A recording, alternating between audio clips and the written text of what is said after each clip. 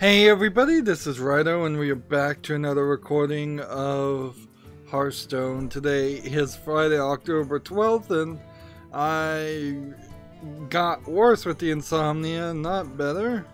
So, we're starting even later. We have somebody with a really weird name, a meme troll person saying, "Hey Rydo." At least that's what their name seems like, so I'll just say hey back and we'll see how that goes.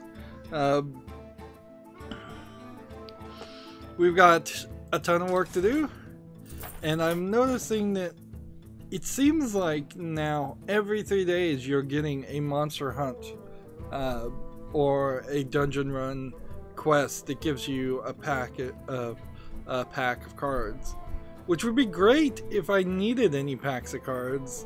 It'll be great on the European and Asian account, but at this point, I think should be a different pack of cards for me on my main account, since I have all the classic cards. Theoretically, this is a good deal. This is roughly like 100 gold worth of reward. That's how much it is now to buy one pack, right? 100 gold, yeah. But it takes you away from actually playing ranked. So in theory here, I need to play Druid and Rogue and do some enemy damage, and then I'll probably leave that off for maybe some post-show stuff. As far as the tavern go, we don't have to come back and do that, so we can just hop into some ranked play. Let's see, Druid, token Druid, hop in, go. Let's see.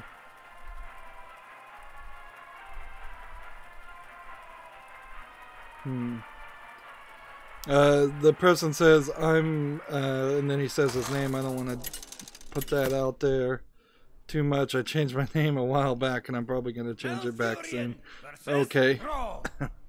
Yeah, you're gonna get banned with a name like that. Frankly, you're gonna lose your account.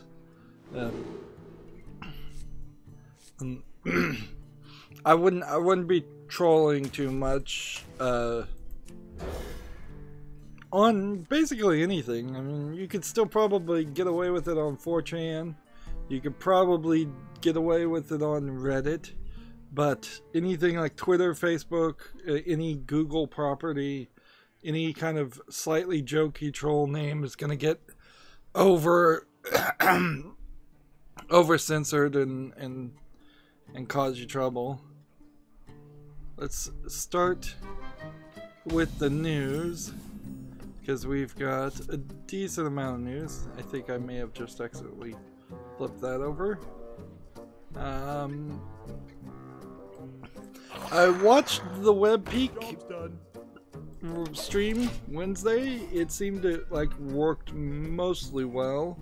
I didn't watch the entire video, so there is a possibility that there were times in which I only brought the mouse like this far and it needed to be this far as to trigger the web peak to happen. So there might have been times where I talked about a game and I was still on the Hearthstone view. Those little issues will probably consistently happen.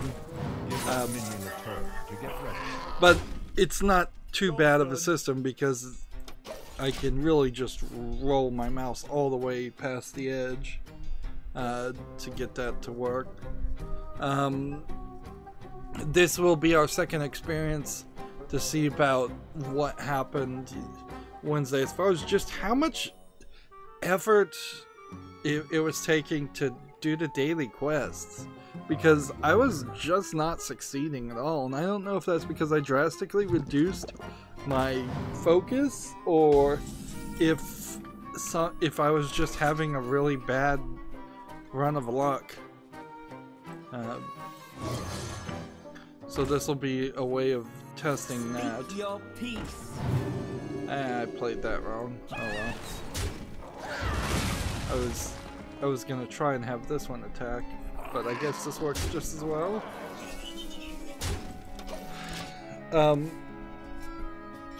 In between Wednesday and today, I did some scheduling, I believe, and started recording some things for November. I'm going back. In November, I do have some games still. Like, every year I get a certain level of games that are free, and I want to stick to spotlighting those games and spotlighting games that I'm never going to play. For instance, playing Super Meat Boy, which I had to force VSync from using the NVIDIA control panel just to get Super Meat Boy to even run properly. But yeah, I did 30 minutes of that, and I couldn't even beat the boss, and I knew that was always going to be the case for games like that require precise movement and a lot of practice. It's just not something that my arthritic fingers can tolerate anymore. So yeah, I knew from the word go I was never going to play Super Meat Boy, so I did a spotlight on it, and that was that. Overall, it still looks like it's a fun game for the small niche group of people that like to play things like Super Meat Boy, and there's definitely Super Meat Boy made that group grow. There's a lot more people that like to play those types of frustration games, more now than there used to be. But to me, it just feels like playing an old bad NES game where you just die over and over again. And time rewinding mechanisms would have been really helpful, or checkpoints. There's modern things that they have done to dumb down games and make them easier in the past few decades, and that is exactly what I like about modern games. Is that they've dumbed them down and made them easier, and there's less banging your head against a wall to accomplish anything. And I even managed just to use the phrase, like, this game doesn't fill me with a sense of pride and accomplishment, to quote EA. I believe EA said that. It just is frustration when you're not succeeding, and a slight relieving of frustration when you do succeed. I don't know if this is the right time to play that. I'm just gonna end the turn. Let's see, I guess I could do this and this, and then end the turn. I played some other games. I'm thinking about doing Fez, but I'm also thinking that maybe that will be December or even January, because if I'm ever going to get ahead in anything, I need to stop trying to fill in time slots, and I need to just abandon a time slot and bring it back later. So I really should probably, for the days, the 1 days of footage, spread that amongst just like Mondays or Wednesdays of November, and say, look, you're gonna get one episode in this time slot per week, instead of, well, that just turned out even worse.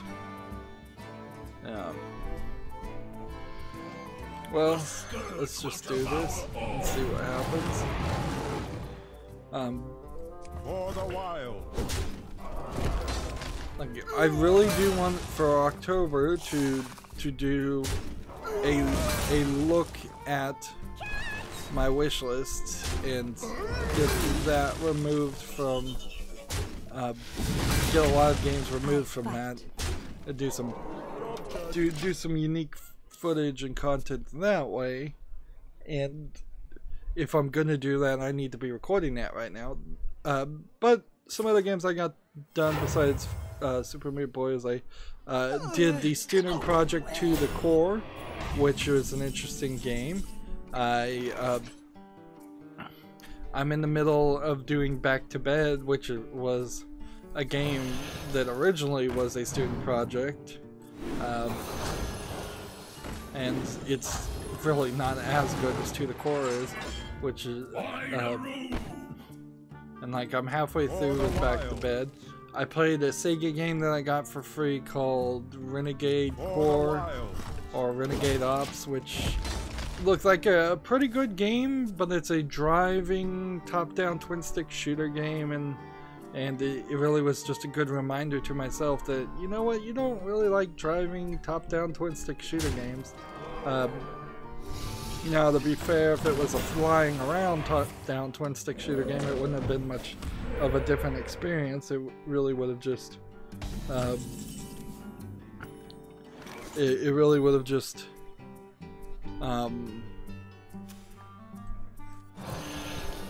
still only been so interesting.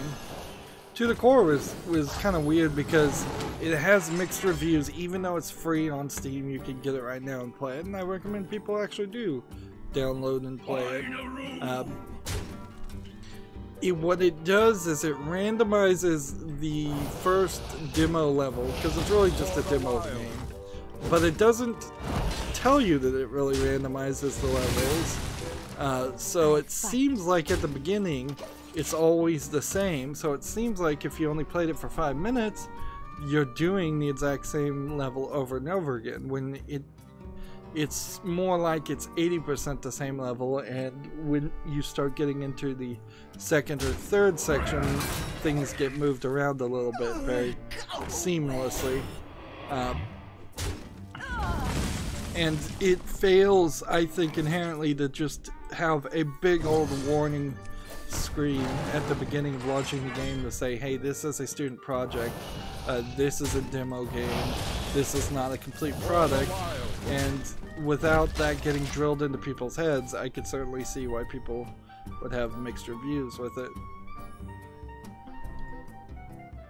I'm sure I probably played maybe one more game, but I'm really not thinking too much, thinking about playing too many games for November, which would then leave November with just Borderlands 2 and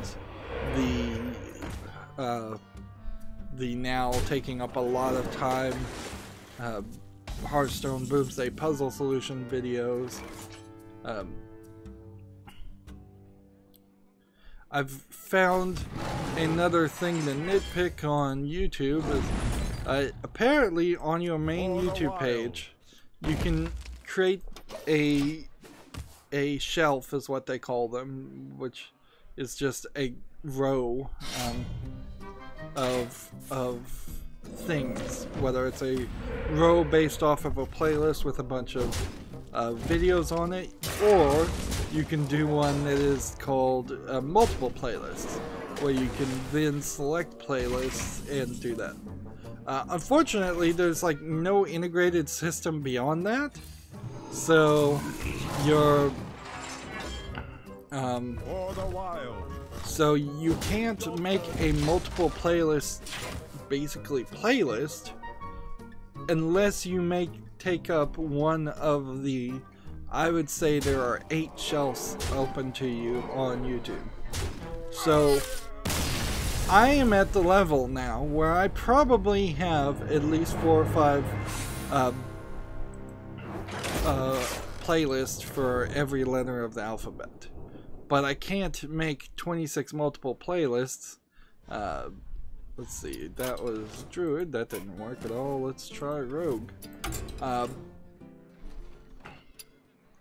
So I would have to probably break the alphabet into 3 or 4 sections, put all the playlists in kind of an alphabetical order, just so I could get under my playlist tab, which is right next to my main YouTube page tab, something that's a bit more alphabetical and could help in that way. There's really no other way to do it, unfortunately. It's just that when there's a ton of features that probably could be added to YouTube to improve it. You can, I suppose, look at all my created playlists, but I don't think you can sort them by alphabetical either. And None can escape now my that fury. we're really at the 4-year mark, maybe past the 4-year mark with my channel, I have so much content, it stops making a lot of sense to say, well, this is series 1, 2, 3, 4, 5, 6, 7. I'm up to series 30 plus. It stops making a lot of sense there, other than it's keeping some of my older and theoretically worse content kind of hidden away. But it really doesn't just help people find specific games. And the way the series playlists are played out is more like a TV station where it's several different shows. And I think as I start to run out of functions, I'll probably have to get rid of the concept of series and go with, and just to keep the playlist lists under a better control, because it's growing pretty big, which is a good thing. I still want to make very varied content. Last night watched a video from a YouTuber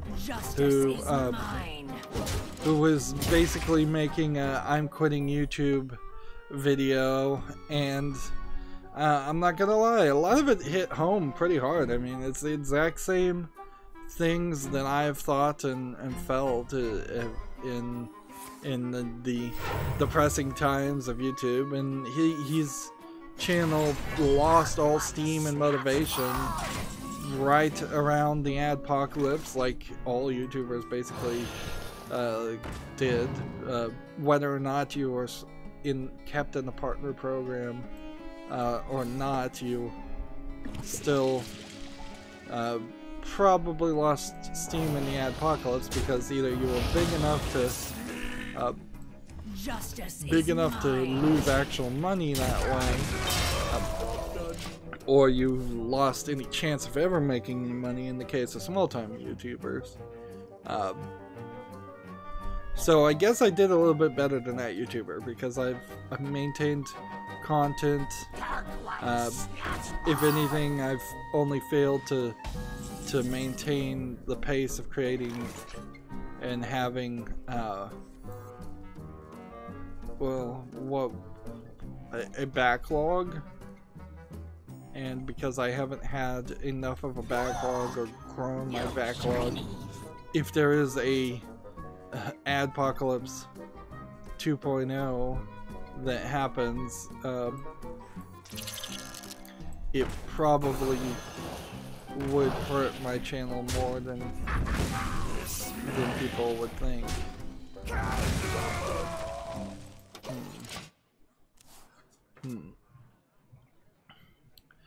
Let's go into the news, because I want to probably have a quicker experience since I started late.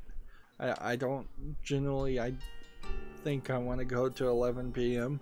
and like almost certainly that means if I do any other secondary recording or work at all tonight, it'll be in the middle of the night.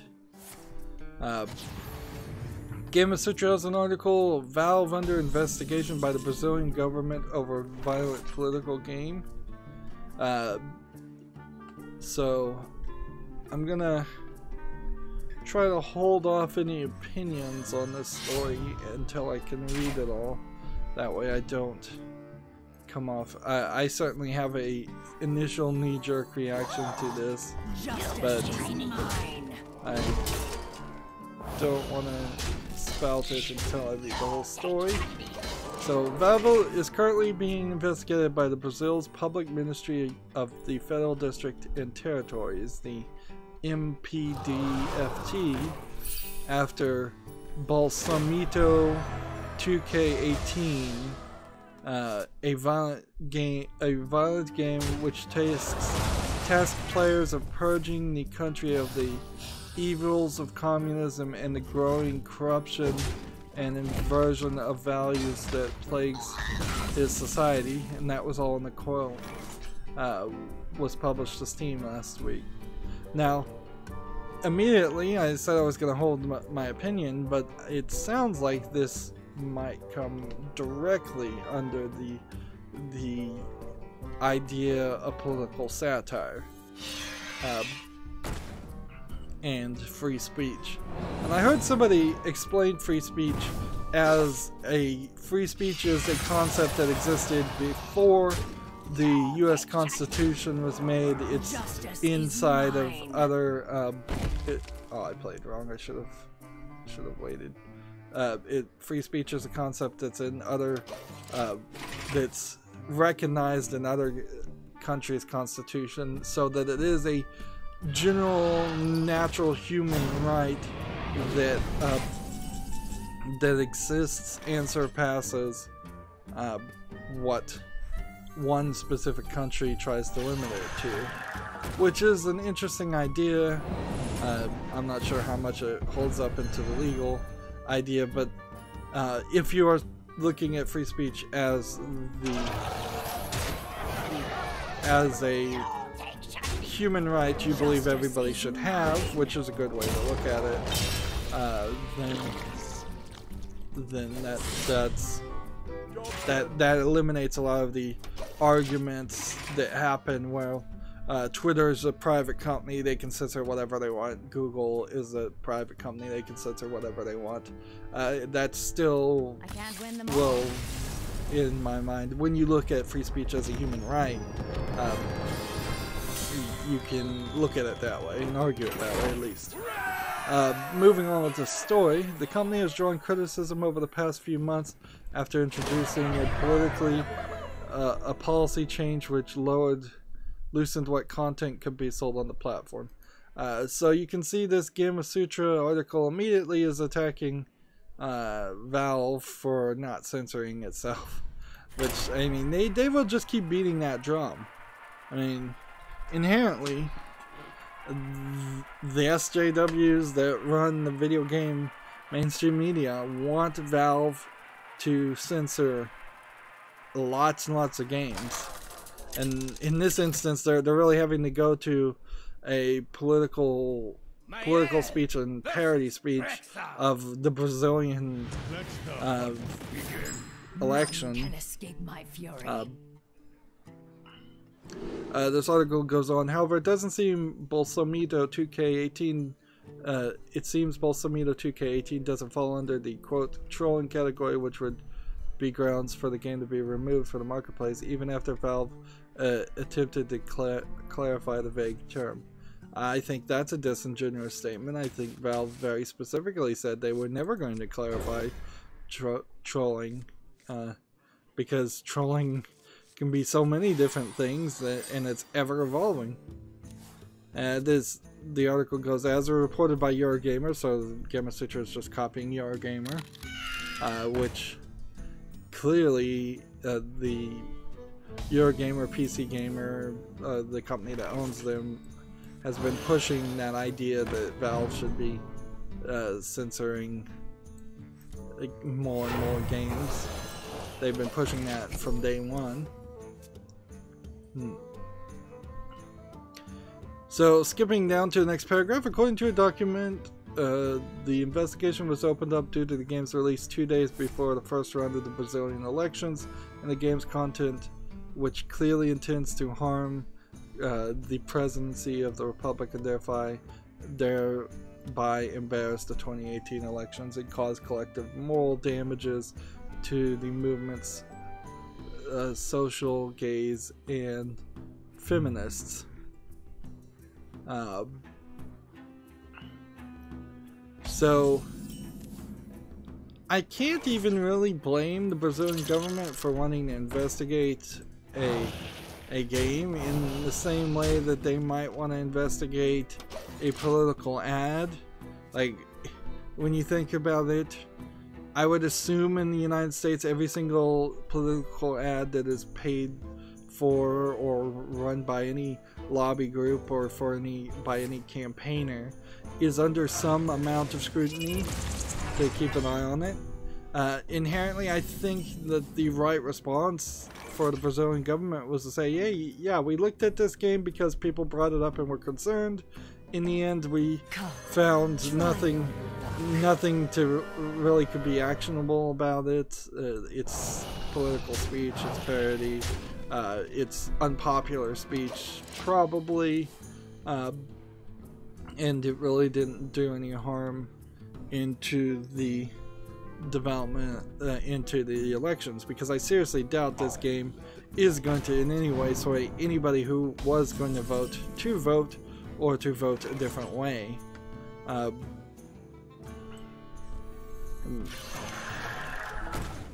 think Brazil probably, as I move into my own personal opinion, they probably have bigger issues on their hands. On the other hand, if this turns out that this is like some kind of foreign state interference, and it turns out that Bolsomito 2K18 was developed by the Russian government to influence the election, then they should investigate that, and they should know that. But it probably is just a troll thing. There is a non-stop litany of troll games that involve Putin and Trump on Steam, and at no point in the United States did anybody bother to investigate them. Valve eventually got around to recognizing that the games existed, which is usually the main issue there, is that people at Valve are too busy doing other things to recognize, oh yeah, that game should be taken off. This article says, as of this publication, Bolsomito 2K18 is still available for purchase on Steam, and Valve is yet to release a statement regarding the investigation. Kind of a non-story, really. Kind of a non-story. So I've just searched Bolsomito 2K18, which does bring it to the Steam account. It is right now rated 86% very positive of 106, I believe it says 166 user reviews, and it's a BS studio, so I guess that is that. Let's take the moment, and it seems like it's a side-scrolling beat-em-up game where you're beating up people that tend to be wearing red and seem to be pretty varied in their character textures. I'm not even sure if Bolsomito is really the name of the politician that they're parodying, so they're not even using his real name, which in the United States might save them some potential lawsuits. But it's a simplistic game, but not really as bad as most asset flip games. Let's see. But what it feels like, this is in Portuguese in Brazil and Spanish Spain. 20 Steam achievements, $4.99.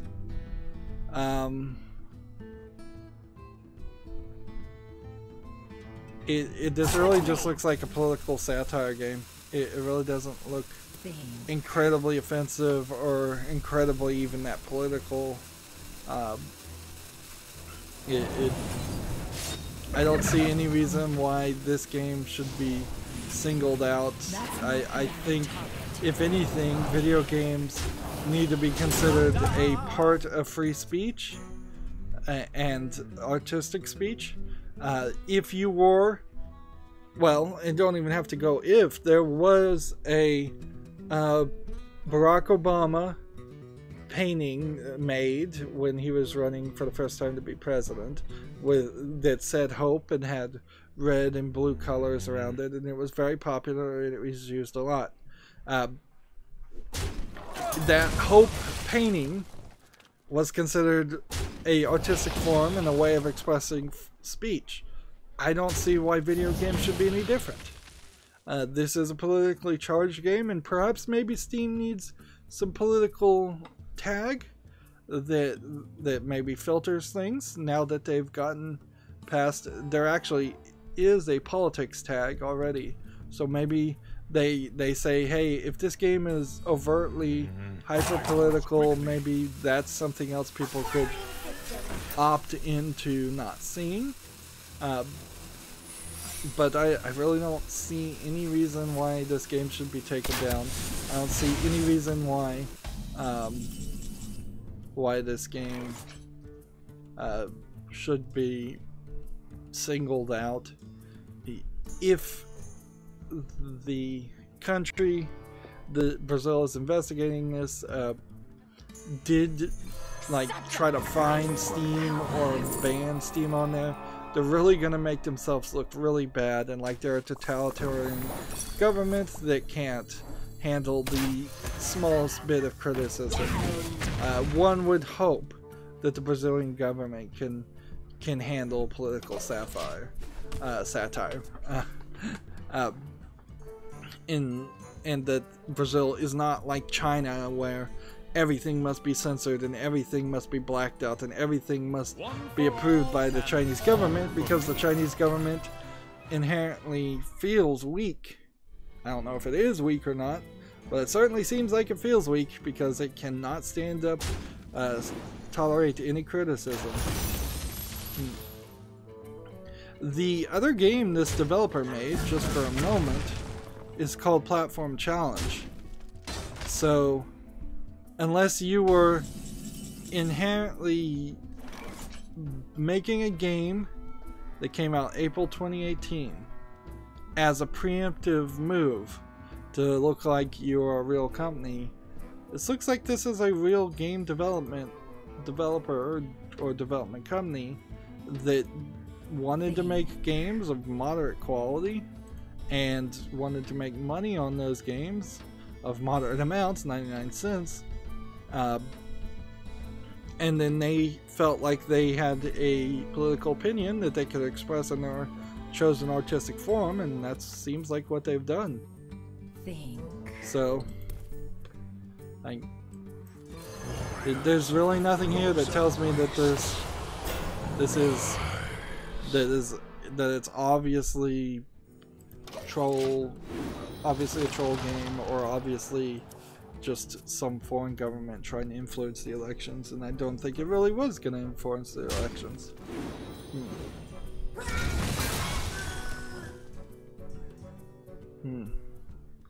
Tragic Master put on the chat a while ago, and I've been ranting. Rights and freedoms do not end where snowflakes' feelings begin. That is a saying that I agree with and have heard before, certainly. Yes. Of course,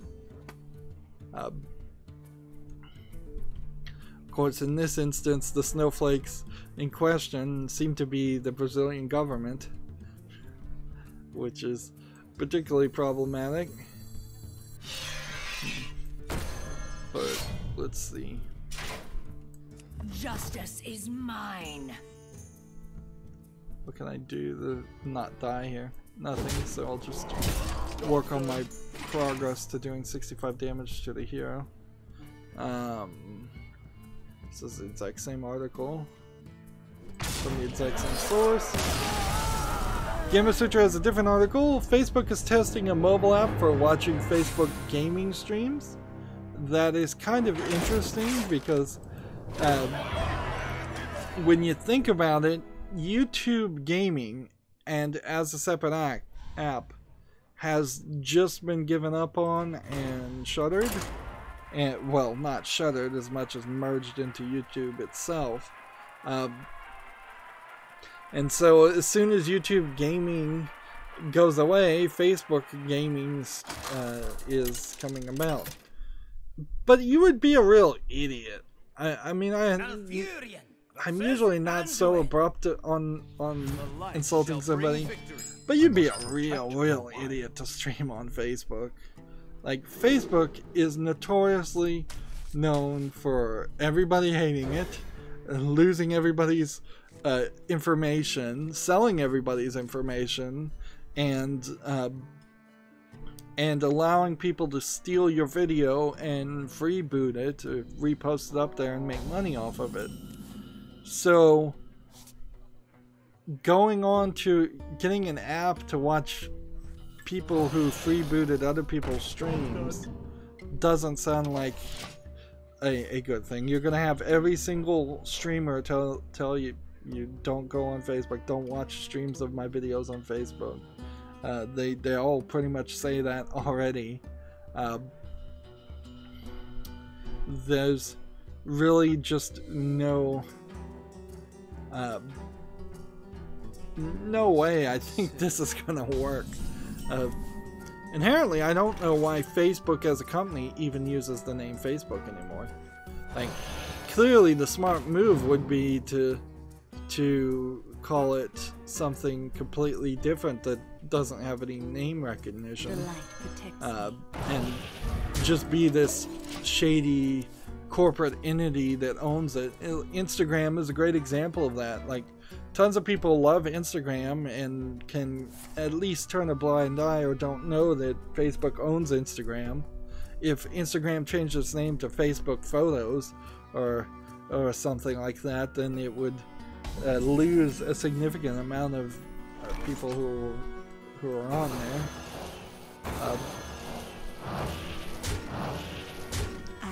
If anybody was gonna make a mobile app for watching streams, it would probably be something like Discord that doesn't have one already, or some new service.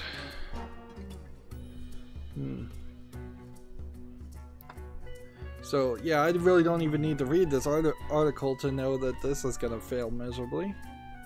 So I'll close that just to save some time. Gamer Sutra has another article. Gamer Sutra has become kind of one of 3 news sources, and since they just kind of repeat about 9 other news sources, it's a good way to funnel the real news and eliminate the BS news. John Carmack and ZeniMax have ended their legal dispute.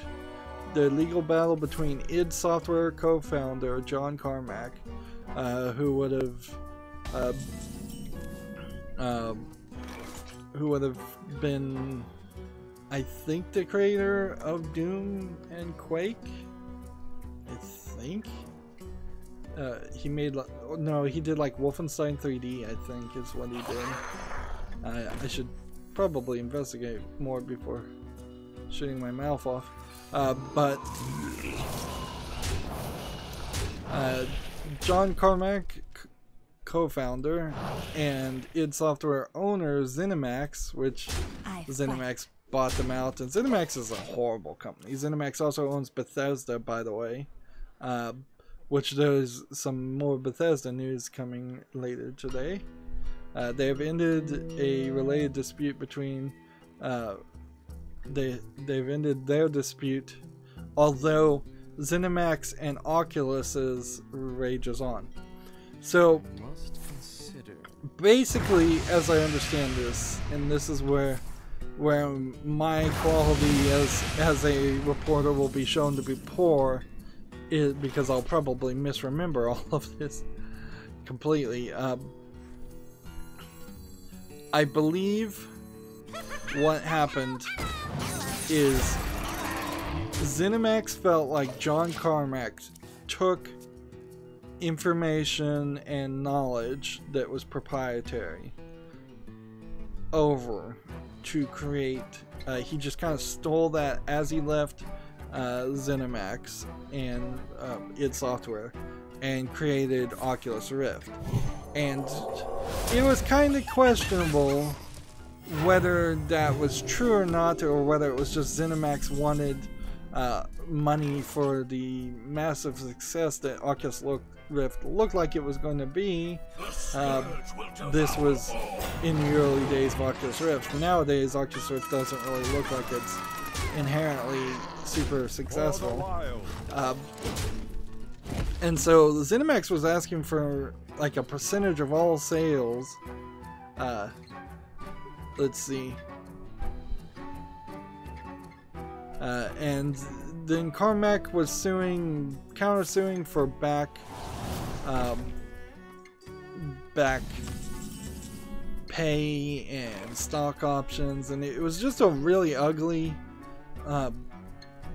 lawsuit. And one of the rulings certainly seemed like it came down, if I can recall correctly, that Carmack did steal some intellectual property from id Software and ZeniMax, but there was always in the back of my head a slight thought of, did this court even really understand what it was ruling on, or is it just such a technologically inept court that their ruling really would not make any sense to anybody who understood programming.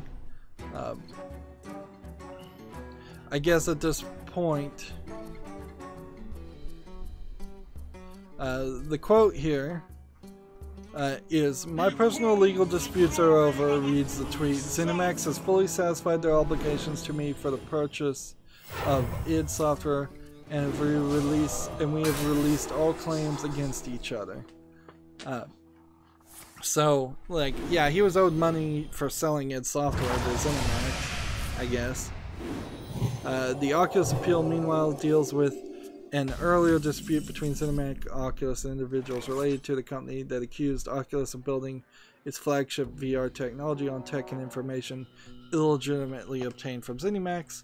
I could have just read this paragraph instead of doing that from my memory. The initial case on that issue concluded in early 2017 with the court awarding a total of $500 million to ZeniMax on the grounds of a broken NDA, copyright infringement, and false designation. That's a phrase I haven't heard before. False designation. The light protects me. And this. Binaroo! For the wild. Oculus has since appealed the verdict that holds the company responsible for $200 million of the overall $500 million, and the dispute seems to remain unresolved despite Carmack's personal resolution. ZeniMax, though, is not the good guy. Never think that they are. ZeniMax is the reason why Bethesda games kind of suck now. Like the Fallout games kind of suck. In particular, they're out to sell you horse armor and rip you off and have you play poor quality games like Fallout 4, and Fallout 76 is coming around the corner, and it still probably is going to be just as money grubby and bad as Fallout 4 was. The only games, Bethesda games that have somewhat not been bad are the more recent, like, Doom game, I would say. But then you also have kind of the Dishonored series not really getting its due, and very possibly not getting another game in that series to even make it a trilogy, just because it didn't sell enough. Let's see. If I search ZeniMax in general, let's see. Its subsidiaries that ZeniMax owns is Bethesda Softworks, ZeniMax Online Studios, id Software, Arcane Studios, which I believe would be the developers of the video game, the Batman video games. I'll look at that. Tango Gameworks in Tokyo, and Machine Games in Uppsala, Sweden. Defunct companies they had were eNexus Studios, XL Translab, VR2L, Mud Dog Productions, Flashpoint Productions. Those defunct companies, to be fair, I haven't ever heard of. let's see. Not choose quickly. Games developed by Arcane Studios, BioShock, Dishonored, Dishonored 2. Yeah, Arcane Studio does the Dishonored series. So that there is some differences, it seems, based on studio. But I would personally say that I don't feel like ZeniMax brings those companies together and helps them create better games. It brings those companies together and has them basically just try and suck money out of the player. And ZeniMax in general is extremely litigious and sues people like crazy. This lawsuit being a great example of that. However, moving on, because we kind of have two more Bethesda stories. Like, clearly a lot of decisions were made recently at Bethesda and ZeniMax. Gamasutra has a different article. Bethesda teams up with the West Virginia Tourism Office for a Fallout 76 promo.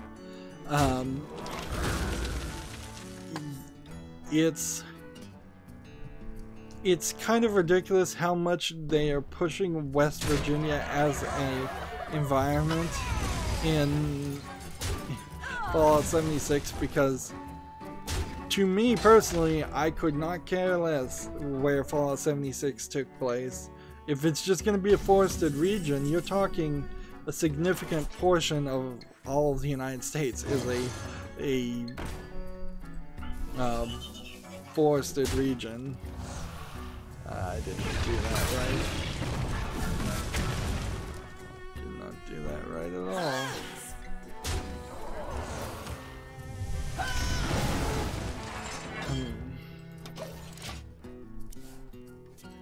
The things we're not seeing on Fallout 76's gameplay. I saw a little bit of gameplay about how VATS works, where it doesn't pause the game, and I guess it works fine for that.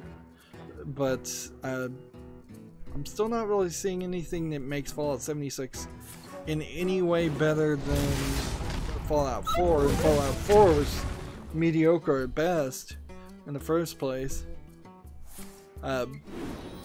If I was gonna do it, and this is probably a crazy idea, certainly, I will fully admit this, go back to what made Fallout 1 and 2 great, make a game that is a mobile online game for cell phones that is a top-down Fallout game, using the old artistic style.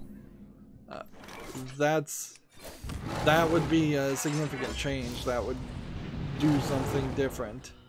My hand is too full. But if it has to be 3D and it has to be on the Fallout 4 engine, taking the story out is not fixing things, it's just being lazy. Like, you're really not getting Fallout 76 to be the new Overwatch. Maybe that would have been better. Maybe it would have been smarter to basically just do a Battle Royale Fallout game, or like a Fortnite, PUBG game. That's basically, I think, half of what this is anyways.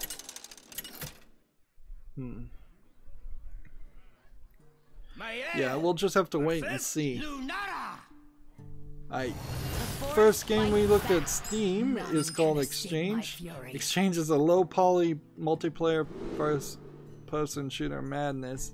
Well, if you're describing your own game as low poly, then you know you've failed.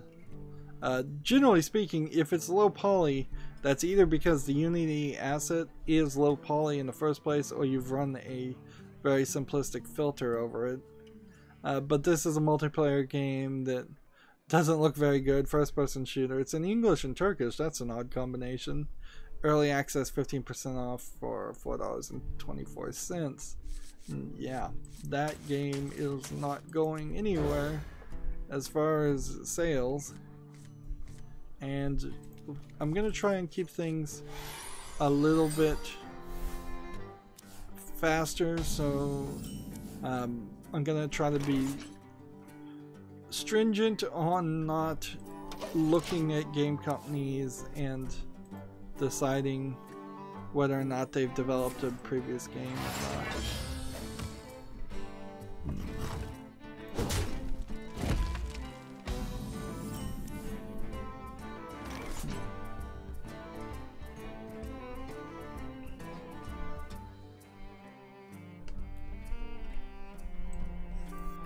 I guess on YouTube, right now I'm looking at a body painted Maya picture that's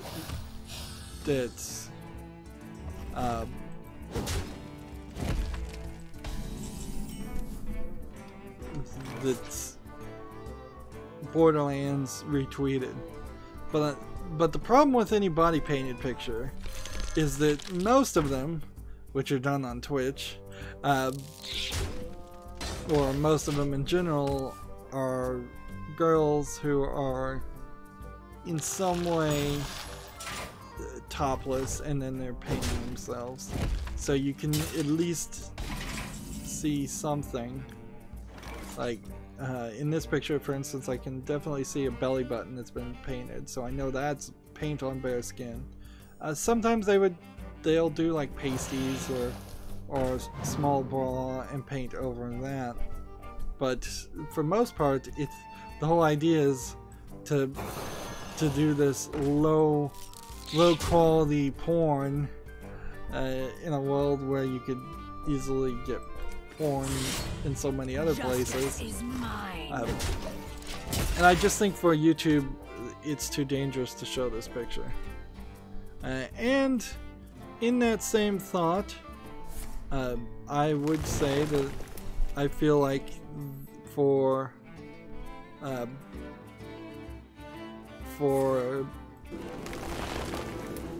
Borderlands to retweet that's an interesting choice on their part, because I guess Borderlands is not trying to be super family friendly.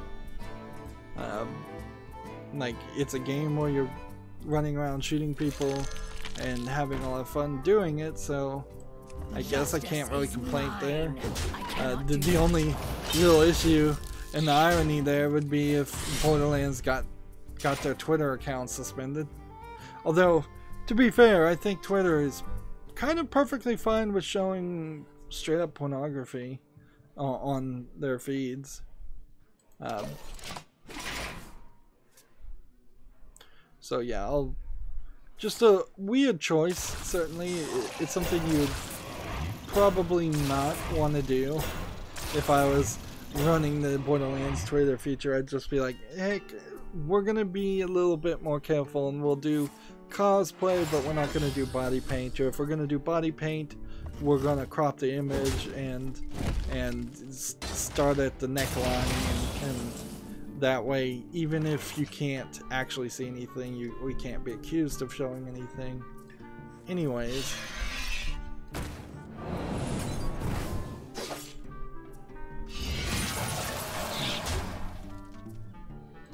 Justice is mine. Just keep on beating up on people. Let's see. Let's get this next tab loading. TechRaptor has an article. Command & Conquer Remaster is coming for the series' 25th anniversary. I saw on Reddit a producer of the Command & Conquer series put a post, and basically it's basically an apology post for the fact that they came out with that mobile game called the Command & Conquer Rivals, and it was just kind of pissing all over the history of Command & Conquer, particularly considering how there hasn't been a new Command & Conquer game in an extremely long time, and if they were going to do anything with the series, it should have been a legitimate new product, new PC top-down strategy game. And they're still not really doing that. They're just now saying that remasters are coming. Maybe the post I saw was is we're open to your ideas. Give us your ideas. Let us steal your pitches so we can figure out something we can do in 2020, which is the 25th anniversary. So there's no pre-production here. It's pretty obvious. The remasters very easily could be almost nothing too. Like, it really could be. We'll just have to see.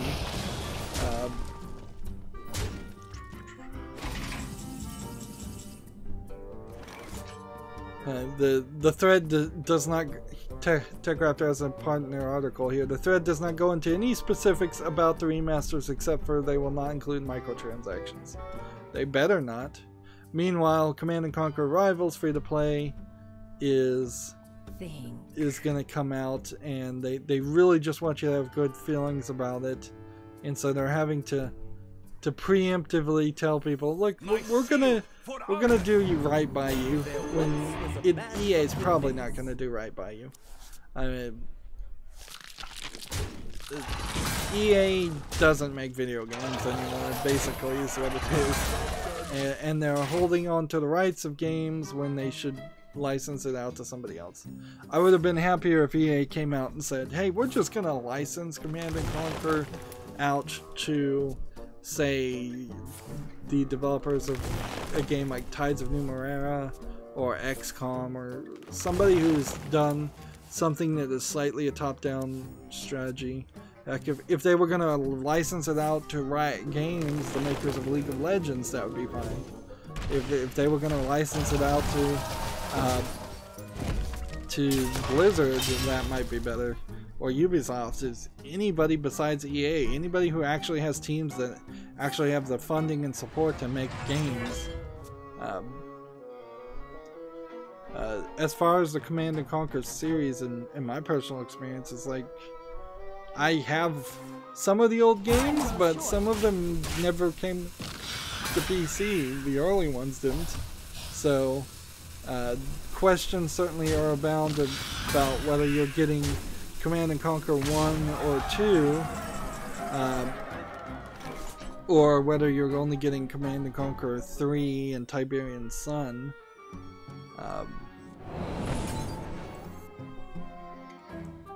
Let's see.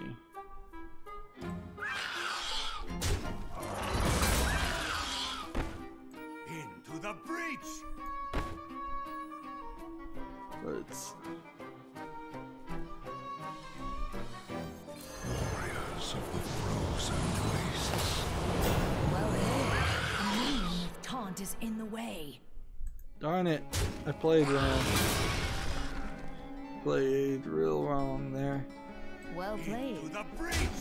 Ta-da!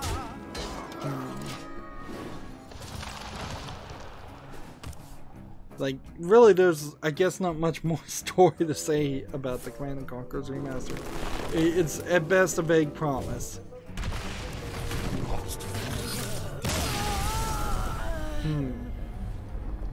So we still got a ton of news. And we're not really getting daily quests done in an hour. So let's think about what's going on here. In 3 hours time, or thereabout, I want to have 2 to 3 daily quests done. In this instance, I've gotten 1 daily quest done, and I'm struggling to get a victory, and Monster Hunt battles certainly are running into problems too. So starting in the next recording, I'm gonna just play, instead of ranked, I'll just play simple, and we'll get just this done, and then we'll move over to the European account. That's gonna be it for this recording. Stay tuned if you're watching live. As always, I ask you to like, share, subscribe, comment, and watch every second of my videos. If you want to friend or follow me on any social media sites, there's a whole bunch of links down below in the description box. Thank you for watching. Have a good evening.